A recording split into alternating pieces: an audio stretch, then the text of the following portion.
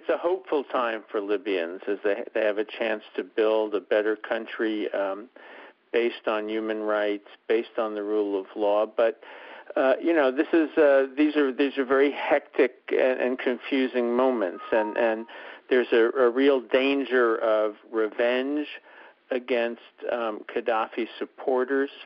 The rebels, I have to say, have spoken out the leadership has spoken very forcefully against revenge. Their messages so far about treating people with dignity are very helpful. But of course, as we heard in some of the, there's a lot of anger and there's a lot of pent-up desire for revenge, and the next few days are going to be very important for the rebels, for the National Transition Council, for setting the tone for what's going to come next. Reed, as you're speaking to us, we're looking at pictures coming in live from Tripoli, people celebrating, waving the new flag. It sounds that you're concerned that the rebels may be abusing human rights as they go about reclaiming theirs.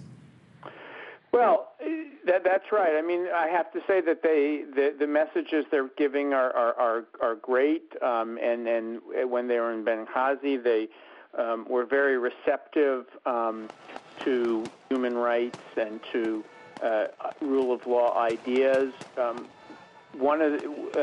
few weeks ago, when they took control of the mountains in the west of Libya, however, there was a lot of brutality and looting.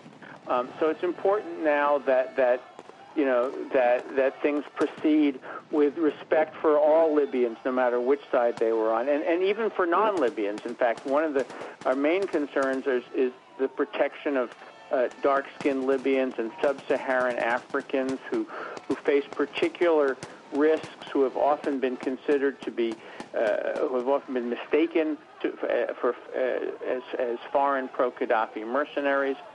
So, we're hoping, and we've called on the NTC, and we speak with them, and we've called on them to arrest people when they arrest them, respecting their dignity, to allow the International Committee of the Red Cross and human rights groups access to those people that they hold, to protect police stations and other government facilities that were symbols of Gaddafi repression, and to instruct their fighters to treat all the detainees humanely. How important, Reed, is it that Muammar Gaddafi is judged in a proper legal manner?